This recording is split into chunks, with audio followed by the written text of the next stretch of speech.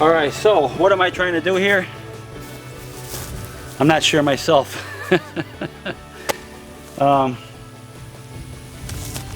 The terrain here is high near the garage where the door is, and it slopes down that way. So what I'm trying to do is dig it out here to level it out as much as I can. So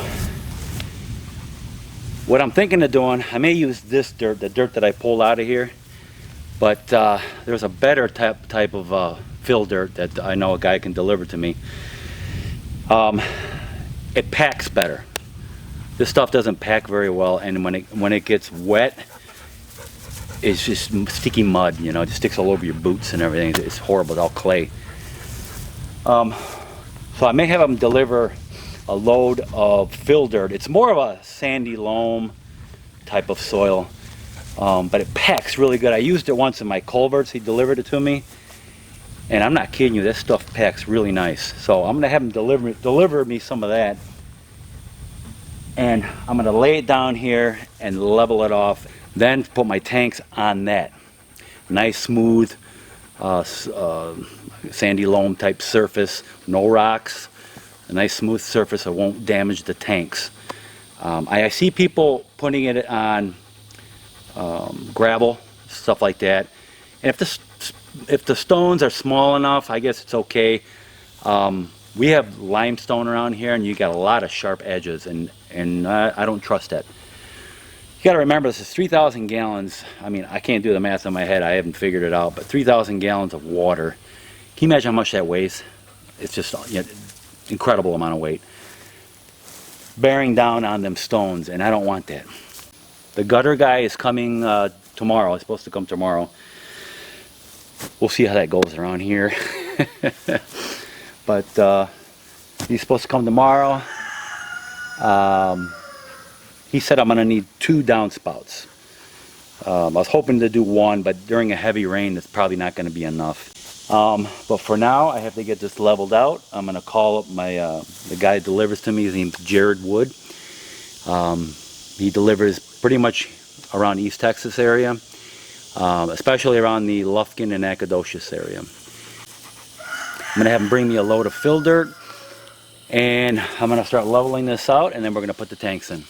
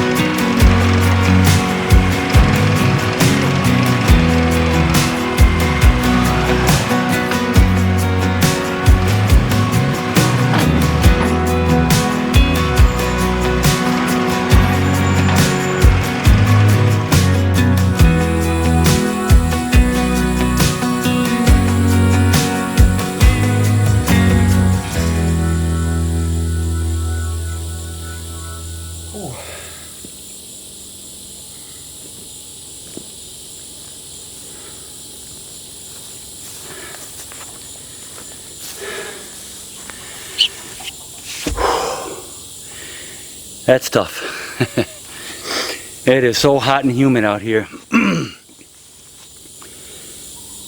But anyways, it looks like I got a good amount down.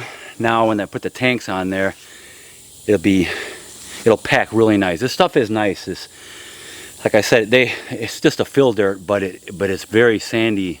It's got sandy loam. It's more sandy, but it packs really good. When you step on it, it like stays there, you know. So that's, once I put the tanks on there, it'll pack down really nice. I just got to make sure it's fairly level, and I can start putting my tanks on. So it's getting late now, but tomorrow morning I could probably start getting the tanks on.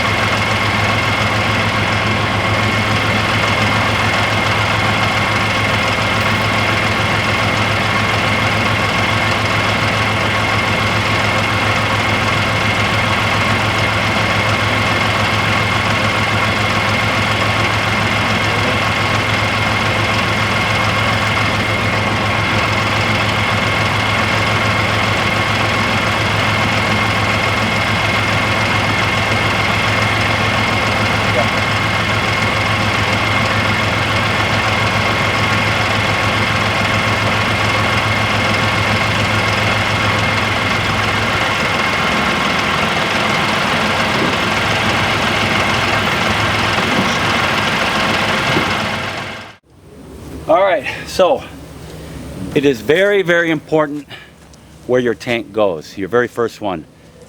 I got 3 more to do. My next tank is going to go over next to it. and it's going to be the exact same distance from the garage to the tank. Then my other two are going to go in front of it.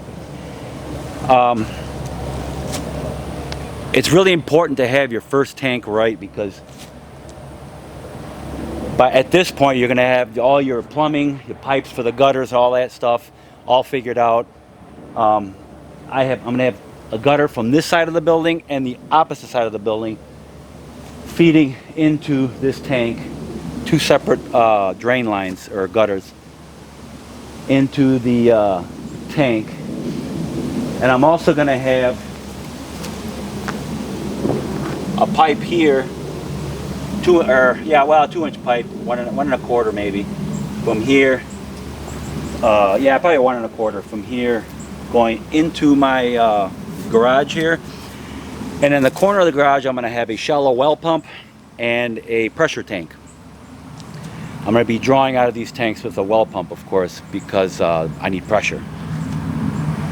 I'm about 10 feet, maybe 10-15 feet above the garden area as far as elevation.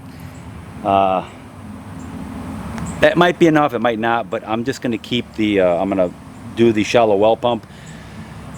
I may also put in a bypass, so I can bypass a well pump in the event there's no electricity, because I got solar too, so I'm not worried about electricity. But in the event all that were to go down, I could still bypass it and have it gravity fed to my garden and my house.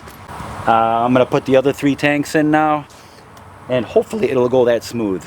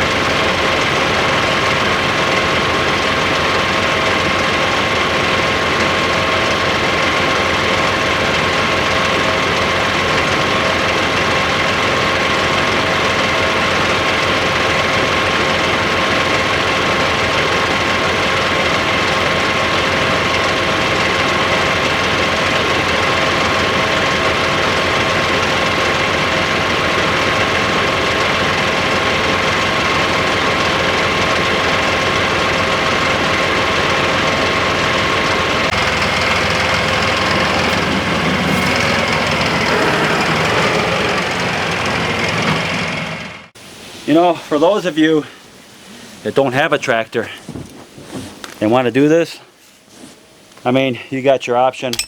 You can push them around. These are 3,000 gallon. 2 people, you should be able to do it. It's a little rough. If you got a riding mower, 0 turn, you can be able to pull it and push it around where you need it. Of course, if you go under 3,000 gallons, they're going to be a little lighter, of course.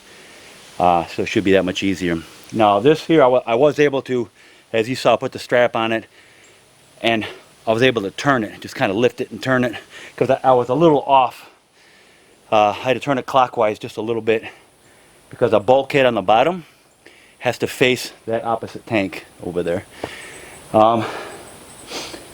And the bulkhead on the next one has to face, I'm sorry, yeah, the one that goes here has to face that tank, and the other one has to face that tank too. They all have to face that primary tank, the first one I put in, because that first one's going to feed the other three. So yeah, that's just an idea. If you have a zero turn, riding mower, or even your vehicle for that matter, you can push them around and pull them around where you need to.